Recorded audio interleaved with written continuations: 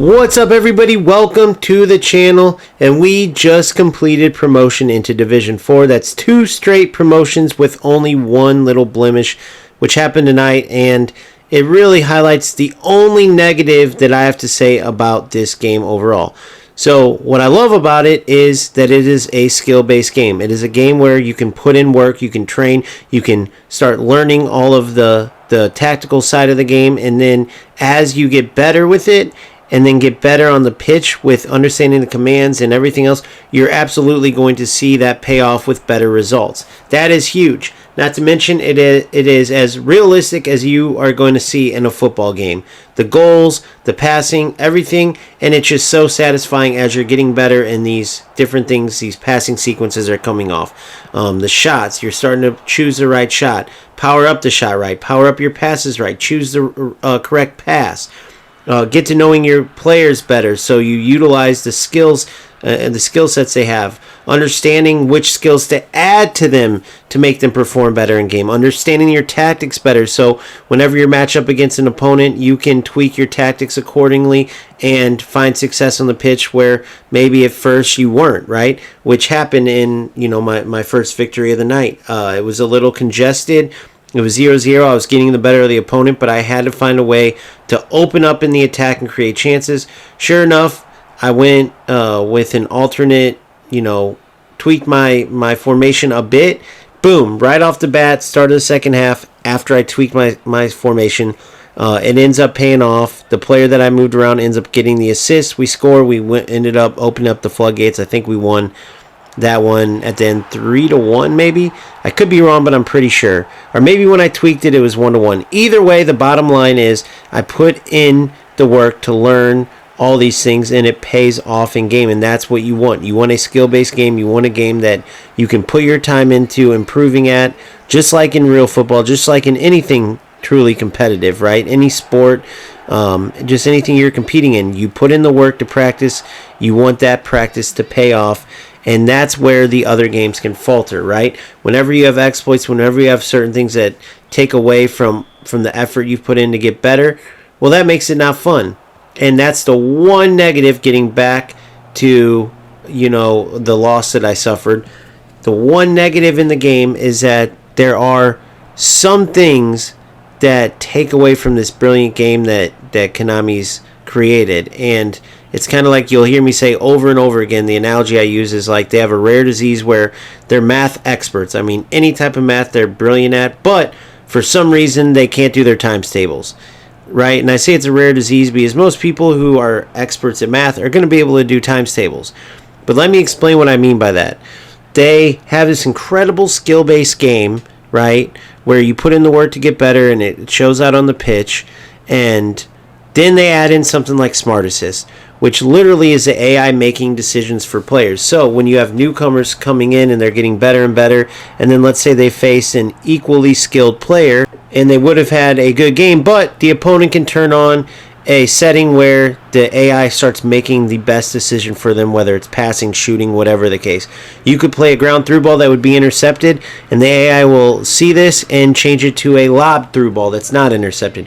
You could take a shot that was going to go right at the goalie, and instead the AI will choose a stunning shot and put it right in the corner. So it absolutely changes the game and takes away from the work players put in to get better, as well as it allows players that are too lazy to put in the work to actually get results that they otherwise wouldn't have gotten. So they don't deserve them because it's not their decision making that are getting them these results. And tied to that, it's a little bit different, but we'll call it the cousin of the one negative I was talking about, is that sometimes the game just feels scripted.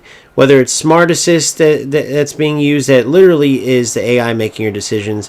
Even when it's not Smart Assist, it does seem like some things just don't go your way as if the game's predetermined. Do I fully buy into the fact that they're scripting? No. I think I've heard someone say there was proof. I haven't seen that, and I don't want to quote this, what I heard, because I can't remember totally, so I don't want to just put that out in the air. But I can 100% say that there's times where it feels like, why is the game not consistent? Like one game, everything I do, I could do it the same way and end up with like a 4-1 win. The next game I do the same thing, I lose 1-0, and that's exactly what happened in that loss, that 1-0 loss. My opponent very well could have been using Smart Assist because, their skill level didn't really match some of the passes and stuff that were being completed. However, it didn't look like it to me. I could have missed it, but either way, what did happen in that game was, besides that one through ball, it was just domination on my side, chance after chance after chance, and it was literally the same type of play, same type of passing sequences that I was doing the game before to win 4-1, only this time I lost 1-0, and that's where people get the scripting from, because it does sort of seem like, how could all these things work one game and not the other? It's as if they determined already, okay, you're going to lose this game. Again, I don't 100% buy into it, but something is occurring there. Now, I did not check the connection graph after the game. I checked the other ones.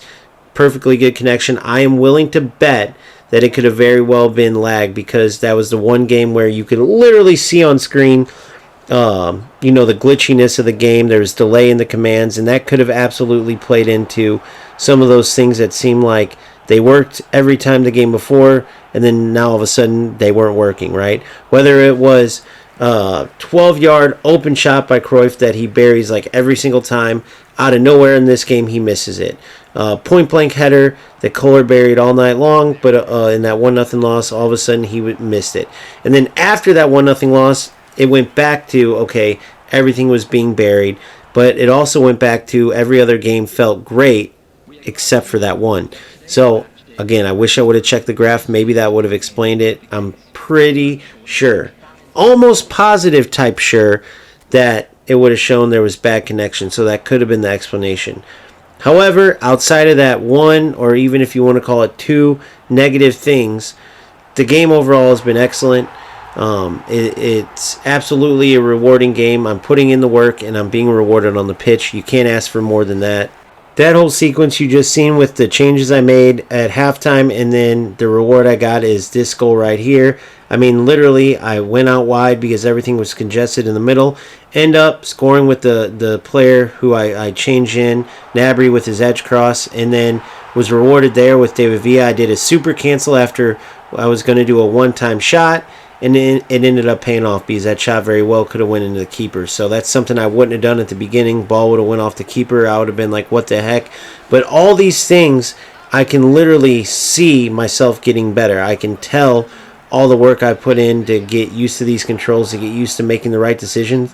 It's absolutely paying off. And then, of course, it's always a good feeling when the developer releases an update and they actually improve things on the pitch, especially if you're coming from UFL or even FC, where for the most part the patches are disappointing, right? Until FC's big patch with FC 25, very many times they wouldn't really fix a problem, or they would put a band-aid on it, or there would just be another exploit that came out right when they fixed one problem. What Konami did here was they upgraded passing while nerfing the AI assistance, and you can absolutely tell, and it has made the game much, much better. Even better than I initially thought. I mean, the amount of pressure seems just about perfect right now. You can say that they could have nerfed it a little bit more, but honestly, I'm having no problem beating out the pressure right now. Doesn't mean that the defense is terrible now and it can't stop anything, because it's a skill, right? If you defend correctly, you're still going to be successful winning the ball. It's just that now non-skilled players can't utilize, the overwhelming pressure as a crutch anymore, right? If they come diving at you and they don't defend with skill, you're just going to, pass right through them like they're Swiss cheese and get chance after chance. So it's absolutely a great feeling, and not to mention passing attributes. The higher the passing attributes, the more rewarding it is, with passes in the game. That's huge, because that is the foundation of football, and far too many games overshadow passing. When you have a football game and passing isn't of the utmost importance, and players with great passing aren't a focal point of a team, you have an issue, because that's just not football. So it's just great to see when a development company, they get it, and even, though they're making money hand over fist, to see that they put out a good update, right? Now, obviously not perfect. Could have been better. There's some things I didn't like in it, some things I wish they touched on, but definitely still a very good update. Definitely improved the game, and a lot of players, including myself, love the update and are having a blast. What more can you ask for, right? If they keep going in that direction, then it's going to be smooth sailing for the player base and for the developers, as far as, you know, making the players happy and getting it to where the players are going to continue spending money, which, by the way, I think it's ridiculous. I spend money myself, but I think it is ridiculous, kind of the cost and the way they do, you know, all these spins and all these boxes and stuff, because it should be grind first, right? If you grind the game, you should be able to get all these incredible players, but it's not.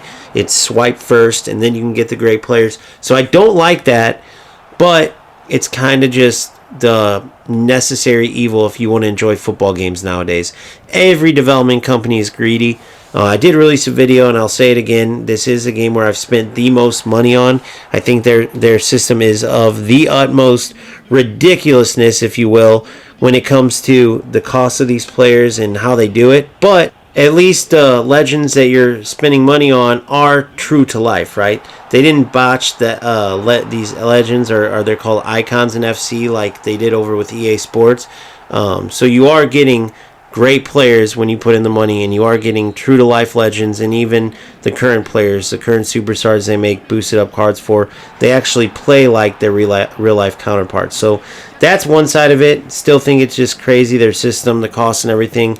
It just is what it is. It's how all these game developers are. It's like I said, a necessary evil. So I'm going to get back to grinding, keep improving, right? As you've seen there, I got some work to do defensively. But like I said, just one little blemish that kind of highlights the proverbial thorn in the side of eFootball players. However, I'm going to get back to grinding, because when it pays off, it is the most satisfying feeling, and I can't wait to get to my peak, right? I can't wait to see where this journey takes me. The obvious goal would be get to the top of Division 1, start competing with the very best in the world. I've done it in the other 2 football games, and I absolutely know I'm capable of doing it in eFootball. So that's the goal, and we're going to keep striving to reach it.